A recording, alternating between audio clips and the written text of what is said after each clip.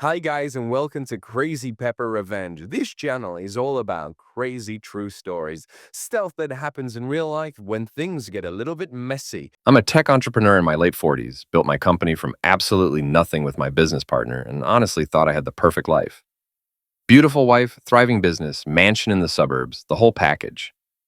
Turns out I was living in a carefully constructed lie, and when I found out the truth, I didn't just get mad or confront anyone. I got methodical. I got patient. And I got even in ways they never saw coming. I was working late one Wednesday night, rain hammering against the windows of my home office, when my private investigator sent over his weekly update. I'd hired him about a month earlier because something felt off with my wife, Vanessa. Little things at first. Changed passwords on her phone and laptop. A new gym membership at some boutique place clear across town. Book club meetings that never seemed to involve any actual books. The kind of stuff that makes your gut twist, but you can't quite put your finger on why. The photos loaded slowly on my screen, each one twisting the knife a little deeper. There was Vanessa's silver car pulling into the Meridian Hotel parking garage at exactly 7:45 in the evening. Another shot showed her emerging from the elevator 40 minutes later, wearing a completely different dress than the black one she'd left home in. This one was red, the same red dress she'd told me was at the dry cleaners. But the real kicker, the one that made my hands curl into fists, was the final image showing my business partner of 8 years, Derek Blackwell, following her out 5 minutes behind her, casually adjusting his tie, like he'd just finished the most important meeting of his life. In a way, I suppose he had.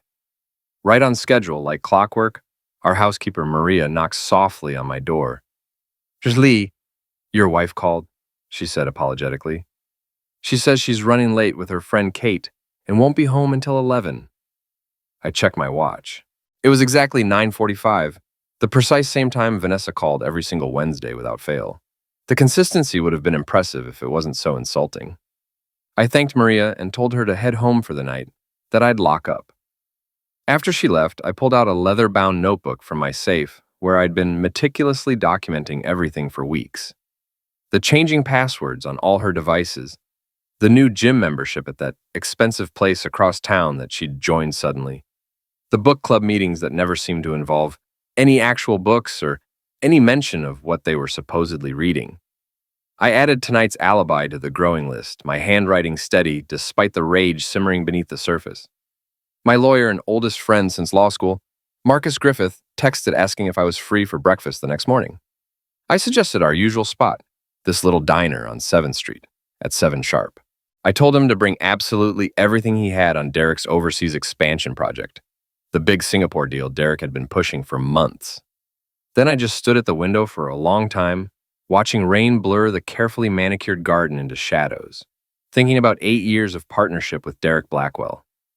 8 years of building our company from a scrappy startup in a rented office to a billion-dollar operation with offices in 3 countries. 8 years of trust, of late nights strategizing, of celebrating victories together, all of it demolished by hotel receipts, a red dress, and a complete lack of respect for everything we'd built together. Downstairs, I heard the front door open and Vanessa's theatrical laugh echoing through the marble foyer. That practiced fake laugh she'd perfected at charity galas and fundraising events. I stayed put in my office, listening carefully to her routine. Purse landing on the console table with a soft thud. Heels kicked off, clattering against the floor. The rustle of her expensive coat. When she called up the stairs asking if I was still working, I kept my voice perfectly neutral, almost bored. Just finishing up some reports, I called back. She appeared in my doorway moments later, her blonde hair slightly damp from the rain, styled differently than when she'd left. The red dress was nowhere in sight, replaced by the black one she'd supposedly worn to dinner. She leaned in and kissed my cheek, and I caught a distinct whiff of cologne I'd definitely smelled on Derek during our last board meeting. Expensive stuff, distinctive. The kind of detail that confirms what you already know but wish you didn't.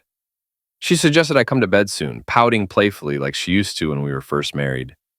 I told her I needed to finish reviewing reports for tomorrow's meeting. Her phone buzzed in her purse, and I watched her expression flicker for just a moment, a micro-expression of concern, before she tucked it away and told me not to stay up too late.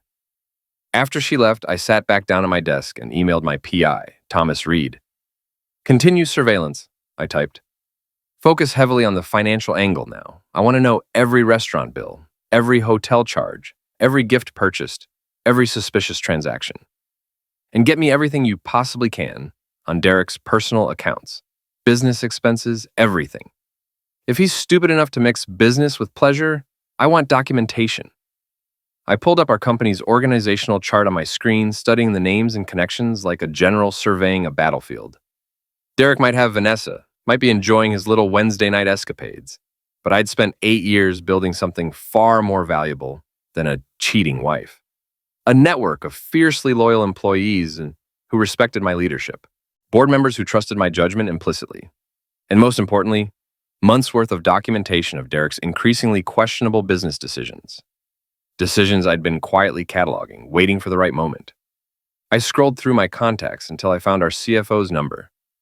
Patricia King had been with the company for 6 years, brought in specifically because of her reputation as a financial watchdog. She'd been raising concerns about Derek's financial decisions for months now, red flags he'd been dismissing with his usual charm.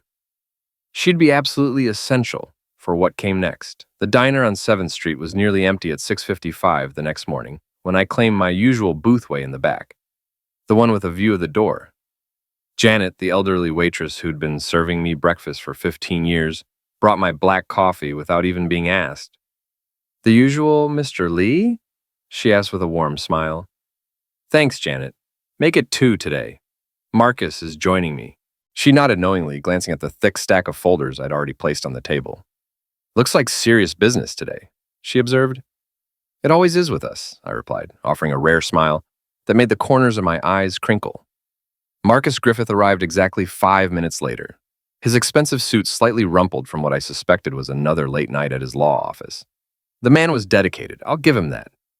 His briefcase was practically bulging with documents as he slid into the booth across from me. "You look like absolute hell," I commented, pushing a steaming cup of coffee toward my friend. "Thanks," he muttered, taking a long drink. "Spent all night going through Derek's Singapore files like you asked." "It's worse than we initially thought, Alex. Way worse.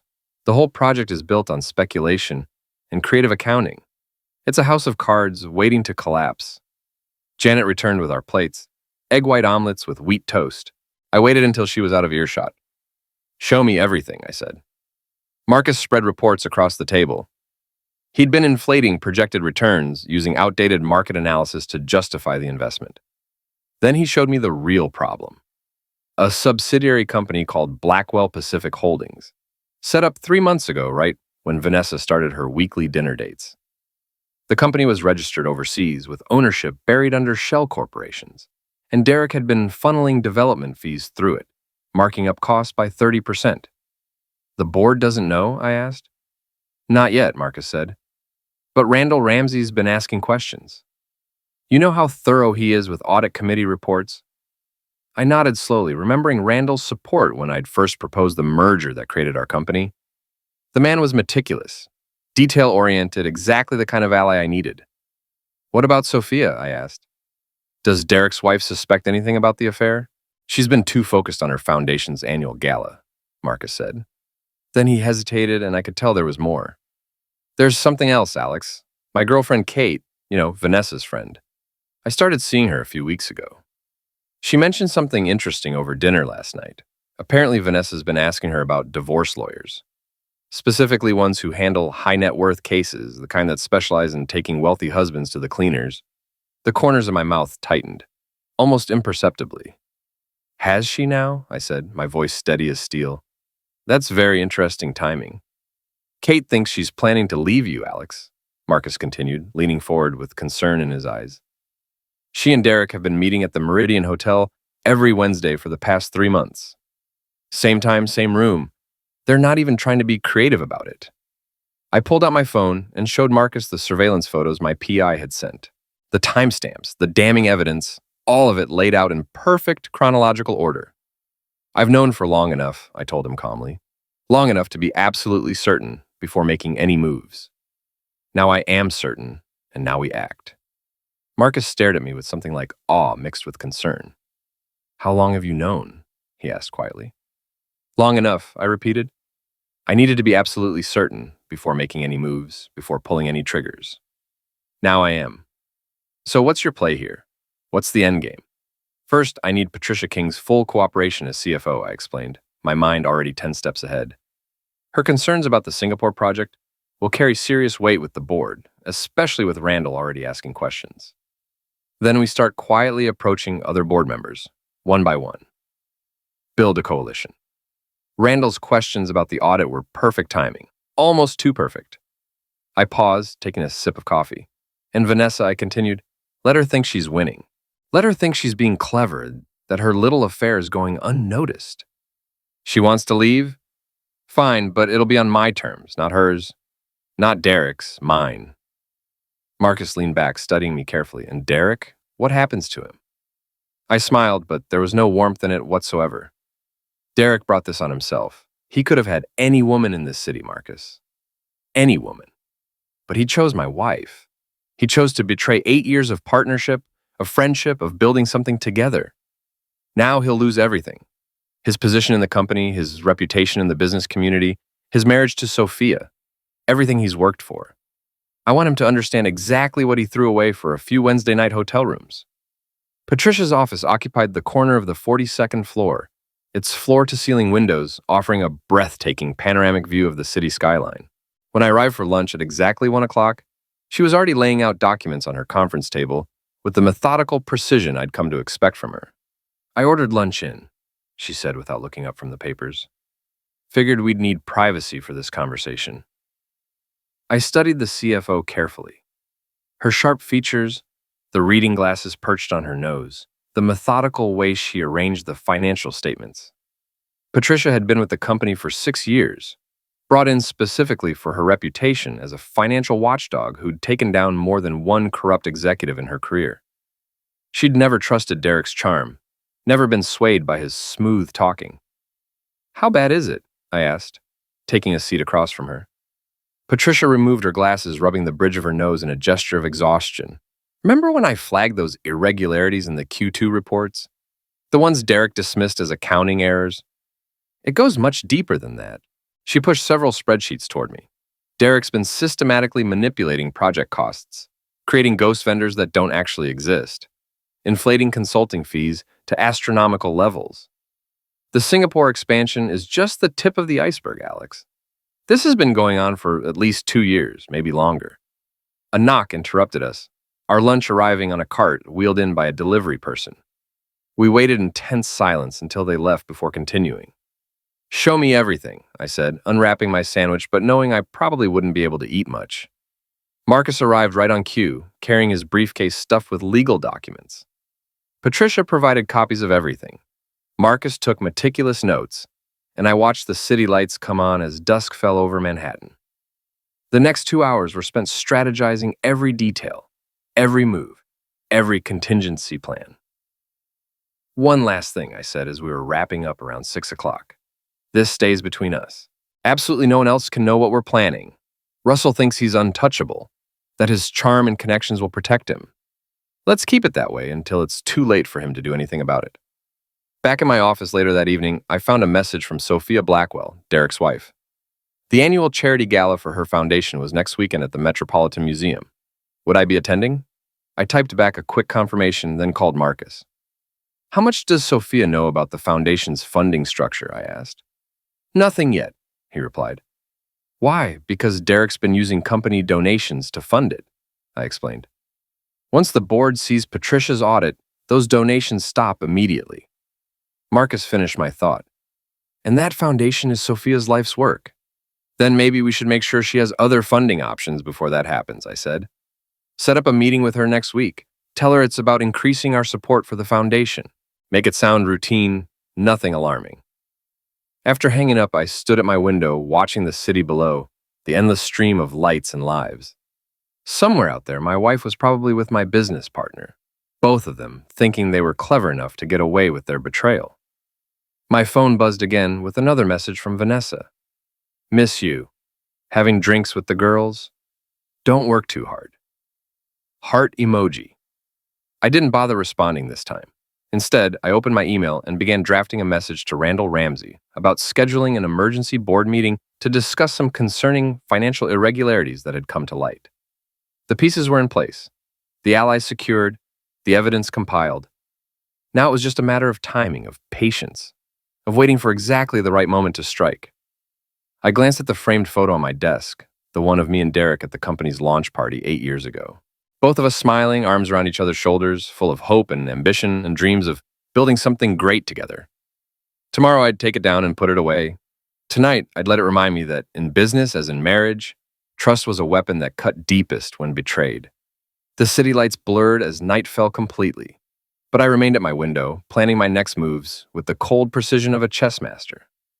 In the reflection of the glass, I saw not a betrayed husband, but a strategist positioning his pieces for a game his opponents didn't even know they were playing yet. The morning of the board meeting arrived with perfect weather, sunlight streaming through the floor-to-ceiling windows of our conference room on the 45th floor. Board members filed in with their usual pre-meeting chatter, subdued by the gravity of today's agenda, listed simply as Derek Blackwell's proposed expansion plan. Derek stood confidently at the head of the mahogany table, his custom-tailored suit immaculate, distributing glossy presentation folders to each board member. "Ladies and gentlemen," he began with that trademark smile, "what I'm about to show you will completely transform our company's position in the Asian market.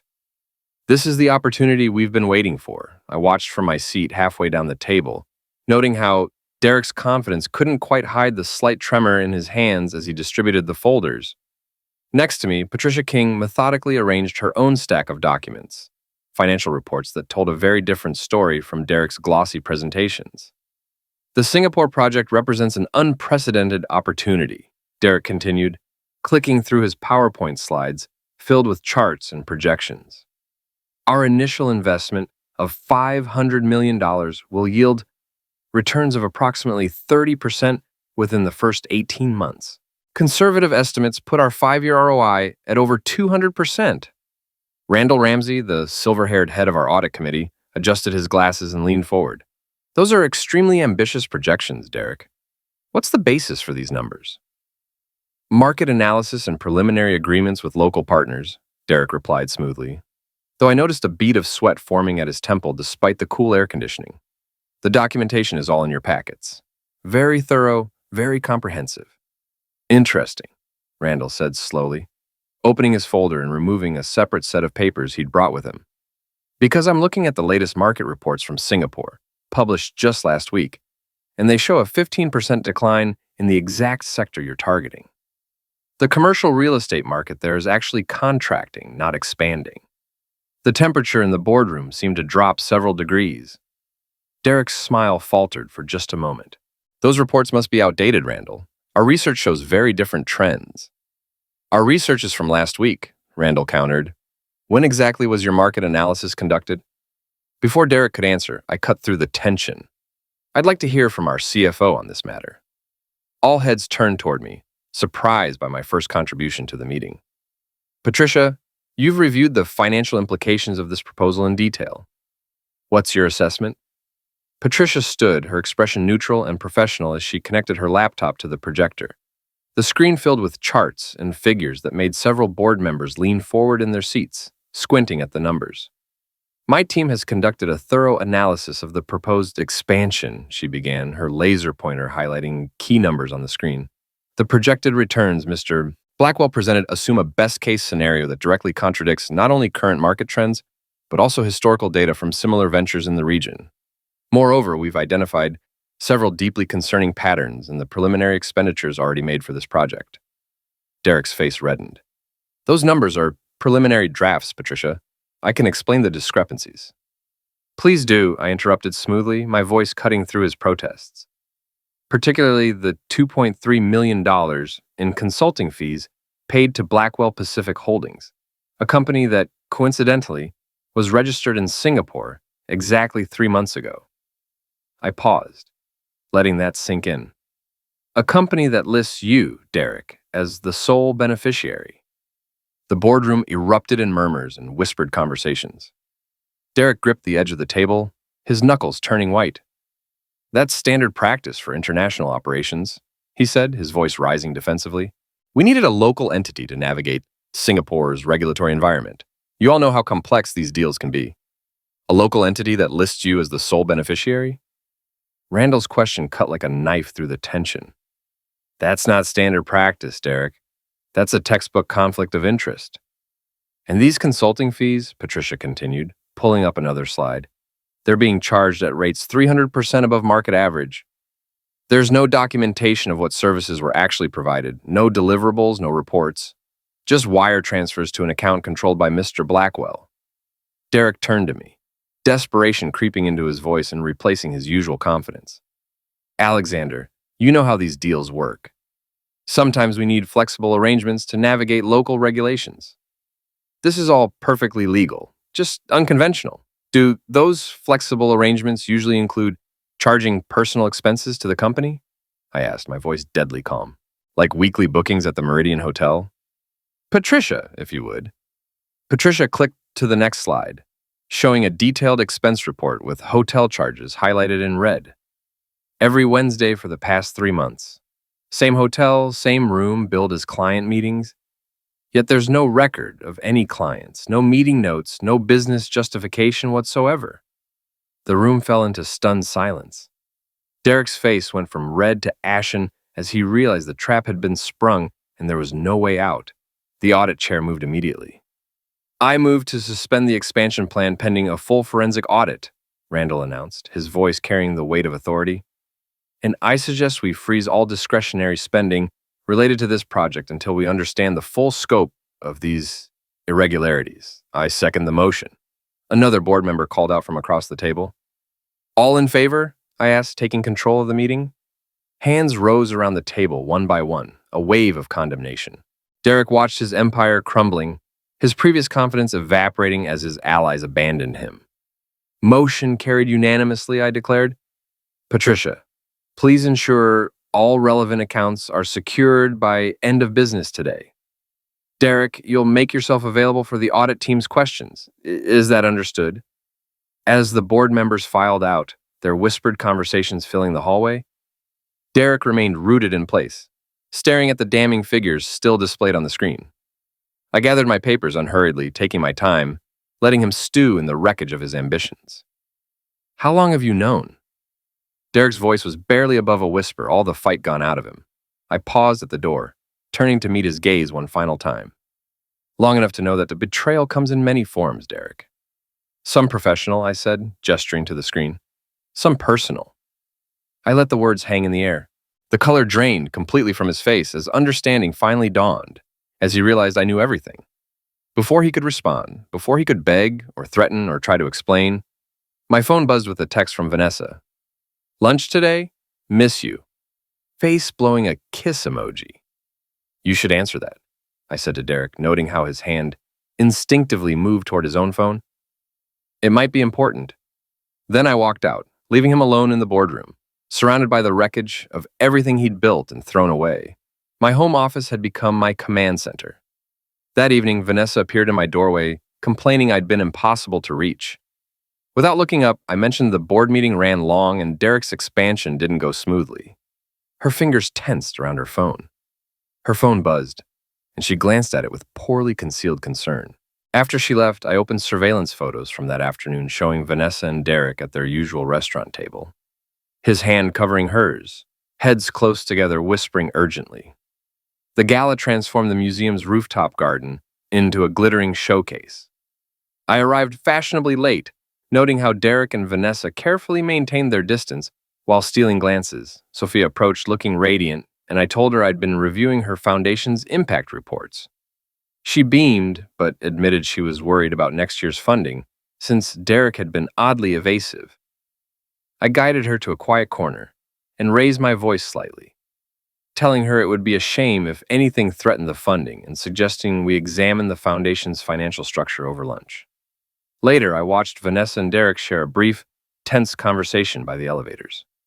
Everything spoke of growing panic. Monday morning brought steady rain.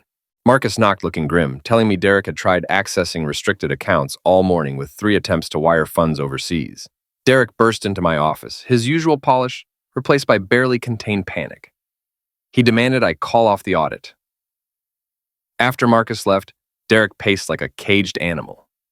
I remained deadly calm, telling him that afternoon the board would receive a complete report on his financial misconduct.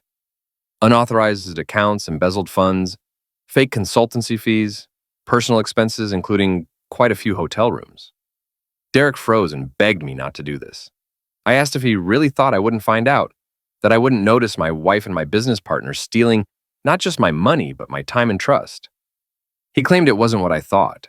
I told him it was exactly what I thought, that the affair made him careless and now he'd lose everything. I slid a folder across my desk. The board meeting was at 2, and I suggested he use the time to consider his resignation. Derek snatched the folder, hands shaking, then stormed out without another word. Vanessa texted saying we needed to talk and she was coming to my office. Minutes later, she appeared asking what I'd done to Derek. I replied calmly that I hadn't done anything. His own actions had caught up with him. She said he was falling apart, that he'd called her talking about leaving the country. I asked if she was worried about her lover or her lifestyle. She stared at me as realization dawned, asking if I'd known all this time. I asked if she really thought she was that clever. I told her to go home and pack what mattered because the next few days would be unpleasant. I walked into the boardroom at exactly 2 o'clock, followed by Patricia and Marcus. Derek sat alone at the far end, his usual allies conspicuously absent. For the next hour, Patricia methodically presented findings. Bank statements, wire transfers, falsified reports. The evidence mounted like a tsunami. When the final vote was called, it was unanimous.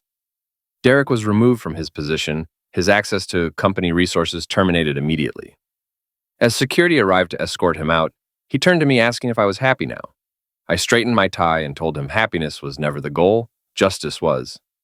That evening, I sat in my home office waiting. Rain pelted the windows as Vanessa paced before my desk. She demanded why I wasn't angry. I leaned back studying her like a scientist observing a predictable experiment. I asked if in all those months of sneaking around, she ever wondered why it seemed so easy. Color drained from her face. I explained that Derek was about to learn an important lesson about mixing pleasure with business. I turned my laptop toward her, displaying documents that made her stumble into a chair. I told her the board's emergency meeting had concluded an hour ago, and Derek's mismanagement forced an emergency restructuring. I smiled coldly, explaining her lover didn't know it yet, but his company now belonged to me, and his wife already knew everything. I stood and walked to my drink cart, pouring myself a scotch without offering her one. The board had voted unanimously, and Derek would be removed the next morning. Meanwhile, Sophia had filed for divorce. Vanessa collapsed back into the chair. I explained that at the charity gala, when I'd told Sophia it would be a shame if anything threatened the funding, I was ensuring she understood her options. Vanessa straightened with desperation, begging me to work through this. I cut her off, telling her to save the performance. She turned venomous, calling me a cold-hearted fool. I corrected her, explaining they'd orchestrated their own downfall, and I'd simply made sure they had enough rope. Her phone buzzed with Derek's name flashing. I smiled as she stared at it with rising panic. Her hands shook as she read increasingly frantic messages from Derek. She whispered, "This would destroy him." I replied that was the point. She threatened weakly that they'd both fight me. I laughed without warmth, explaining Derek was facing criminal charges for financial fraud with frozen assets and ruined reputation. He wouldn't be fighting anyone except prosecutors. I informed her he was being escorted out of the building as we spoke. Vanessa stood on unsteady legs, asking what happened now. I pulled out a thick envelope explaining the divorce papers were ready, her things would be moved to storage, and her access to our accounts had been terminated.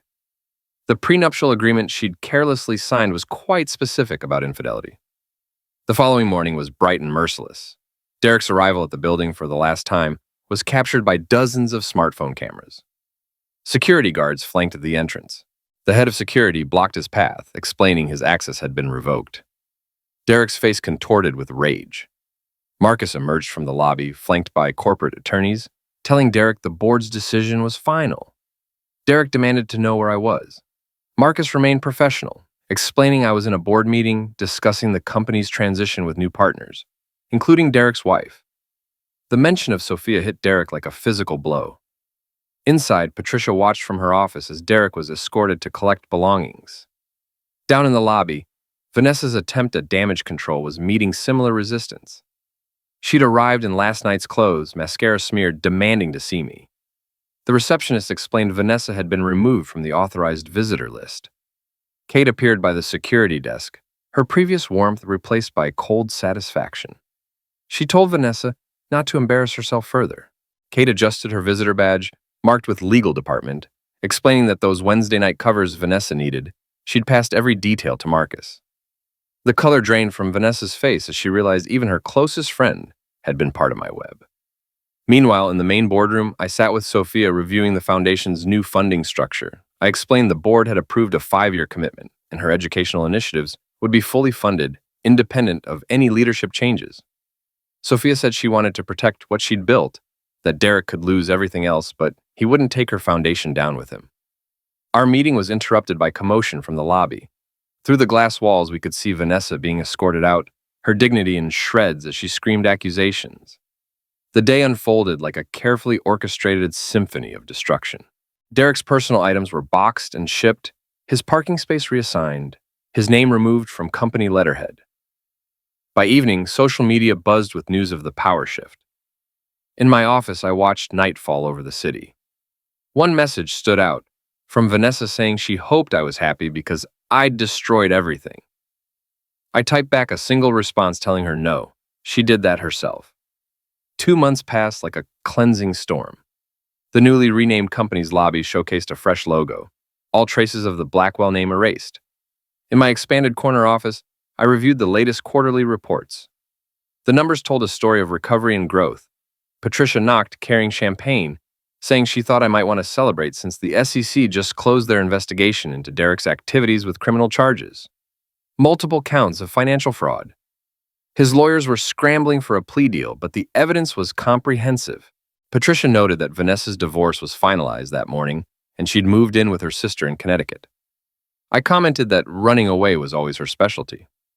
She noted that Sophia's foundation was thriving. I said she'd earned it, that unlike some people, she understood the value of building something real. My phone buzzed with an email from Marcus. Derek's remaining assets had been seized. The man who'd helped build our company was now facing possible jail time, his reputation in tatters. Patricia remarked that I'd planned this perfectly.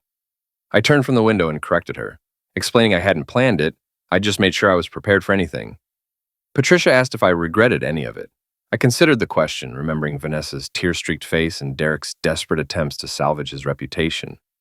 I said finally that they'd made their choices and I'd simply ensured those choices had consequences. My computer chimed with new quarterly projections showing the company's strongest performance to date. Patricia asked what now. I explained that now we build something stronger, something that can't be compromised by weak men or faithless wives. 5 years later, the city's skyline had changed with new towers reaching toward the clouds, but none stood quite as prominently as my company's gleaming headquarters. The transformation from a partnership built on betrayal to a global powerhouse under my sole leadership had become a business school case study in corporate resilience. Marcus knocked, now my chief legal officer, with his wife Kate. Their marriage, 2 years ago, had been a celebration of another victory. Marcus placed a newspaper on my desk with a headline that made me smile. Former executive Derek Blackwell denied early release. 3 years down, 2 to go. Any word from Vanessa? I asked. Kate's smile held satisfaction. Still in Connecticut, she said. Her sister finally kicked her out last year. She's working as a real estate agent now, trying to rebuild. Kate pulled up Vanessa's profile on her tablet. The woman who'd once graced the city's most exclusive charity galas now advertised modest suburban homes. The prenuptial agreement I'd insisted upon had left her with exactly what she'd brought to the marriage, which was nothing.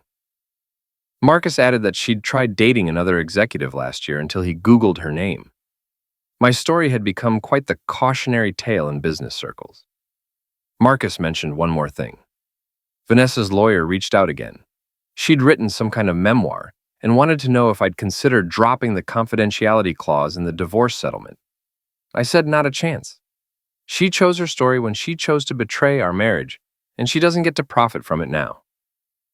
After they left, I walked to my window wall, observing the empire I'd not just saved but exponentially expanded.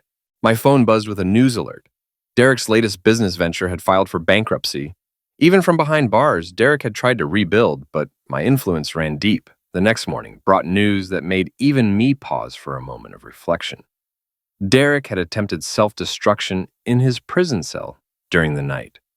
He'd survived, but the incident report painted a picture of a man finally, completely broken by the weight of his choices and their consequences. Marcus reported during our emergency breakfast meeting at the same diner where we'd planned Derek's downfall 5 years ago that Derek had left a rambling note. Mostly incoherent, but he'd mentioned Vanessa specifically, saying she was the beautiful poison that destroyed everything he'd built, that he wished he'd never met her, never touched her, never thrown away his life for a few stolen moments. I told Marcus to send flowers to Sophia and her daughter. They may have divorced him, cut him out of their lives completely, but they shouldn't hear about this from the media or gossip columns.